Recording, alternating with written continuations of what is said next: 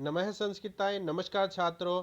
आज हम गिल्लू पाठ का अध्ययन आरंभ करने जा रहे हैं जो महादेवी वर्मा द्वारा रचित है और बहुत ही सुंदर पाठ है जिसे पढ़कर बच्चों को बहुत ही आनंद आता है। मैं डॉक्टर रवि, सहायकाचार्य, ऋषिकुल संस्कृत महाविद्यालय, गुरुग्राम से। सबसे पूर्व लेखिका का जीवन परिचय जान लेते हैं। महादेवी वर्मा का जन्म 26 मार्च 1907 को फर्रुखाबाद उत्तर प्रदेश में हुआ। मृत्यु इनकी 11 सितंबर 1987 इलाहाबाद उत्तर प्रदेश में हुई।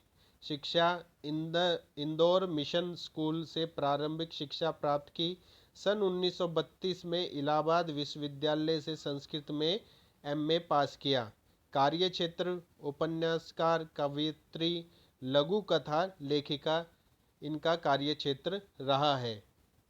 महादेवी वर्मा की प्रमुख कृतियां व उल्लेखनीय सम्मानों के विषय में आइए देखते हैं। प्रचलित कविता संग्रह निहार, रश्मि, नीरजा, सांध्य गीत, दीप शिखा, सप्तपर्णा, प्रथम आयाम, अग्निरेखा, ये इनका कविता संग्रह है।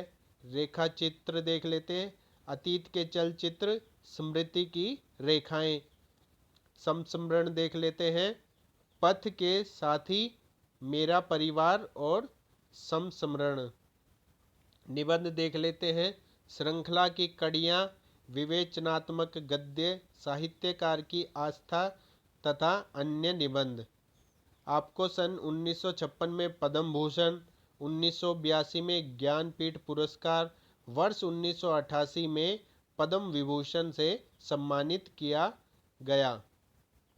संस्मरण स्मृति के आधार पर किसी विषय पर अथवा किसी व्यक्ति पर लिखित आलेख संस्मरण कहलाते हैं। संस्मरण को साहित्य निबंध की एक प्रवृत्ति भी माना जा सकता है। ऐसी रचनाओं को संस्मरणात्मक निबंध कहा जाता है। संस्मरण में लेखक जो कुछ स्वयं देखता है और अनुभव करता है उसी का चित्रण करता है। लेखक की स्वयं की अनुभूति तथा संवेदनाएं संस्मरण में अंतर्निहित रहती हैं। जो हम पाठ गिल्लू का अध्ययन करेंगे वो लेखिका का संस्मरण ही है। प्रस्तुत संस्मरण में 5 चरण हैं। प्रथम चरण गिल्लू व लेखिका की प्रथम मुलाकात। द्वितीय चरण गिल्लू व लेखिका के बीच के संबंधों की घनिष्ठता। तृतीय चरण में गिल्लू के जीवन में प्रथम बसंत का आगमन। चतुर्थ चरण में गिल्लू सभी प्राणियों में अपवाद रूप। और पांचवें चरण में संवेदनशील गिल्लू के जीवन का अंत। तो ये 5 संस्मरण इस पाठ में है।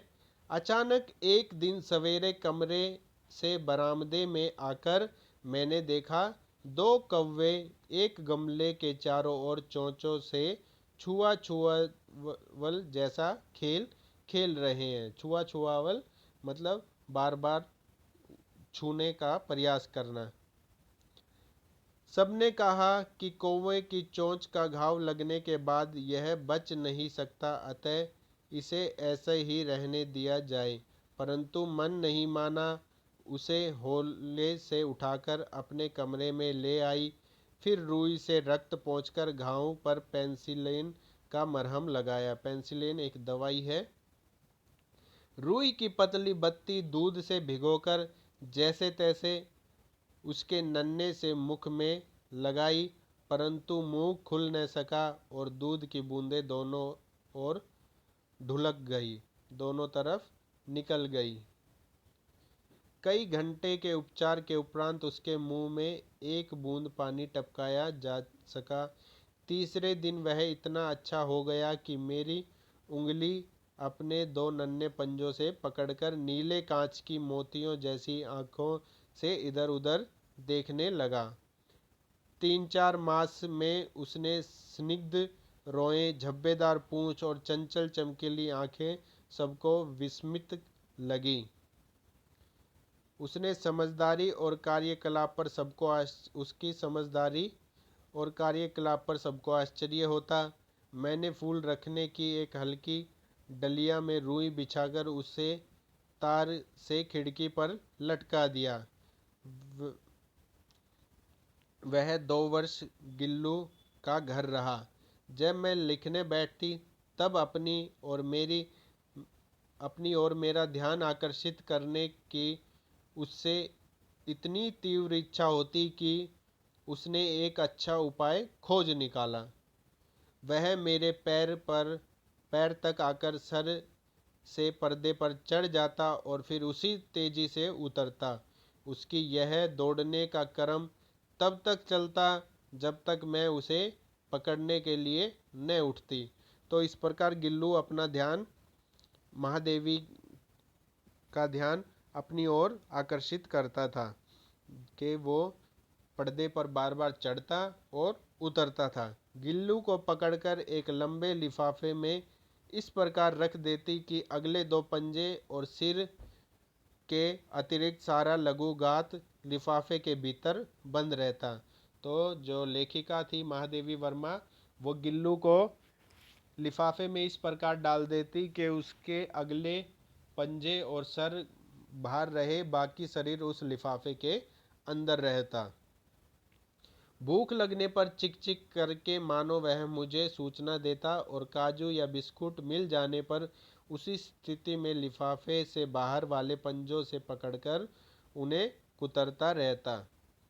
तो गिल्लू देखिए चित्र में भी दिखाया है कि लिफाफे में जब उसे भूख लगती तो चिक चिक कर आवाज़ करने लगता और जैसे मिल जाते तो उसी स्थिति में उन्हें वो खाने लग जाता था। गिल्लू के जीवन का प्रथम बसंत आया।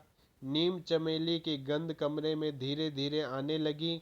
बाहर की गिलहरियाँ खिड़की की जाली के पास आकर चिक चिक करके न जाने क्या कहने लगी। गिल्लू को जाली के पास बैठकर अपनेपन से बाहर झांकते देखकर मुझे लगा कि इसे मुक्त करना आवश्यक है। तो जैसे ही बसंत आया तो बाहर जो बगीचा था उसमें फूल इत्यादि खिले। जो अन्य गिलहरियाँ थी वो जाली के पास आकर चिक चिक आवाज़ करती। तो महादेवी वर्मा को लगा कि मुझे गिल्लू को भी बाहर जाने देना चाहिए, उसे भी घूमने देना चाहिए, मुक्त करना चाहिए। मैंने कीले निकालकर जाली का एक कोना खोल दिया और इस मार्ग से गिल्लू ने बाहर जाने पर सचमुच ही मुक्ति की सांस ली। इतने छोटे जीव को घर में पले कुत्ते बिल्लियों से बचाना भी एक समस्या थी। तो देखिए जो गिल्लू है वो छोटा जीव है और महादेवी के पास कुत्ते बिल्लियाँ इत्यादि भी थे, तो उन्हें उनसे बचाना भी महादेवी के लिए एक समस्यापूर्ण विषय बना रहता था। मेरे कमरे से बाहर जाने पर गिल्लू भी खिड़की की खुली जाली की राह बाहर चला जाता और दिन भर गिलहरियों के झुंड का नेता बना हर डाल पर उछलता कूदता रहता और ठीक 4 बजे खिड़की के भीतर आकर अपने झूले में झूलने लगता। तो जो गिल्लू था उसे पता था कि महादेवी वर्मा 4 बजे कॉलेज से वापस आ जाती हैं, तो वो ठीक 4 बजे वापस आ जाता। बाकी पूरा दिन वो बाहर उछल कूद करता रहता था। मुझे चौंकाने की इच्छा उसमें न जाने कब और कैसे उत्पन्न हो गई। कभी फूलदान के फूलों के पीछे में छिप जाता, कभी पर्दे की चुन्नट में और कभी सोन जूही के पत्तों में। तो देखिए गिल्लू बार बार जो महादेवी वर्मा थी उन्हें चौंकाने को उतावला रहता और वो अनेक जगहों पर छिपकर उन्हें चौंका देता था। मेरे पास बहुत से पशु पक्षी हैं और उनका मुझसे लगाव भी कम नहीं है, परंतु उनमें से किसी को मेरे साथ मेरी थाली में खाने की हिम्मत हुई है ऐसा स्मरण नहीं आता। तो देखिए जो महादेवी वर्मा है उनके पास अन्य पशु पक्षी इत्यादि भी हैं, परंतु केवल थाली में खाने की हिम्मत गिल्लू ही कर पाता। अन्य जो जीव हैं उनकी कभी हिम्मत हुई हो ऐसा महादेवी वर्मा लिख रही हैं कि उन्हें स्मरण नहीं है। गिल्लू इनमें अपवाद था। मैं जैसे ही खाने के कमरे में पहुंचती वह खिड़की से निकलकर आंगन की दीवार, बरामदा पार करके मेज पर पहुंच जाता और मेरी थाली में बैठ बैठ बैठ जाना चाहता। बड़ी कठिनाई से मैंने उसे थाली के पास बैठना सिखाया, जहां बैठकर वह मेरी थाली में से एक एक चावल बड़ी सफाई से खाता रहता। काजू उसका प्रिय खाद्य था। उसी बीच मुझे मोटर दुर्घटना में आहत होकर कुछ दिन अस्पताल में रहना पड़ा। उन दिनों जब मेरे कमरे का दरवाज़ा खोला जाता, गिल्लू अपने झूले से उतरकर दौड़ता और फिर किसी दूसरे को देखकर उसी तेज़ी से अपने घोंसले में बैठ जाता। तो देखिए, गिल्लू जैसे ही कोई दरवाज़ा खोलता, तो जैसे ही महादेवी वर्मा को देखता तो वो उनसे मिलने के लिए उनकी तरफ दौड़ता, परंतु उनके पास कोई दूसरा व्यक्ति होता तो जब वह गिल्लू उन्हें देखता तो वो वापस अपने घोंसले की तरफ भाग लेता था। मेरी अवस्था में वह तकिए पर सिरहाने बैठकर अपने नन्हे नन्हे पंजों से मेरे सिर और बालों को इतने धीरे धीरे सहलाता रहता कि उसका हटना एक परिचारिका के हटने के समान लगता। तो गिल्लू महादेवी वर्मा के सिर को सहलाता रहता था, तो जब वो हटता तो परिचारिका के हटने के समान लगता। परिचारिका सेविका को भी कहते हैं।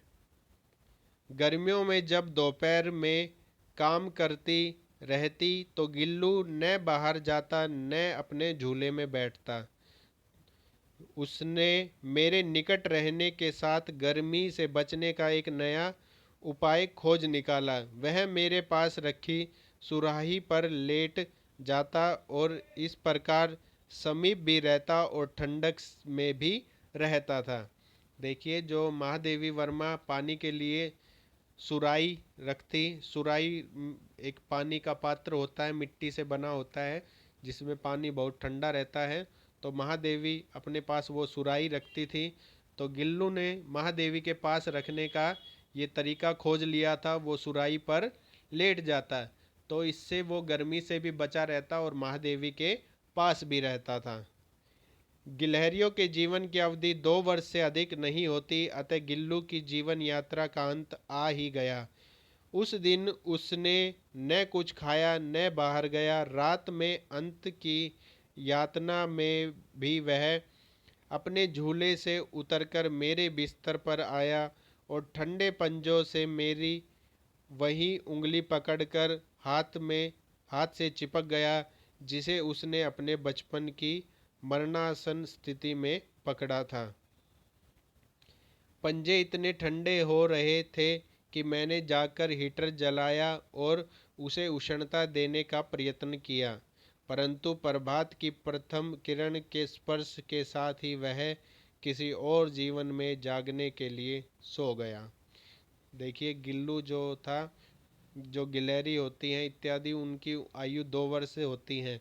तो उसका समय 2 वर्ष पूर्ण होने के उपरांत वो धीरे धीरे मृत्युशैया पर सो गया। तो महादेवी वर्मा जी लिखती हैं कि वो दूसरे जीवन में जागने के लिए सो गया। मैंने उसका झूला उतार कर रख दिया, खिड़की की जाली बंद कर दी, परंतु गिलहरियों की नई पीढ़ी जाली के उस पार चिक चिक करती ही रहती और सोनजूही पर बसंत आता ही रहता है। सोनजूही की लता के नीचे गिल्लू को समाधि दी गई, इसलिए कि उसे वह लता सबसे अधिक प्रिय थी। सोनजूही की जो लता थी, बेल थी, वो गिल्लू को प्रिय होने के कारण उसके नीचे ही उसे समाधि दी गई। इसी के साथ पाठ का अंत होता है। आपका धन्यवाद। मैं डॉक्टर रवि, सहायकाचार्य, ऋषिकुल संस्कृत महाविद्यालय, गुरुग्राम से। बहुत ही सुंदर पाठ था। अगर वीडियो पसंद आई हो तो वीडियो को लाइक करें, चैनल को सब्सक्राइब करें। एक बार पुनः आपका धन्यवाद।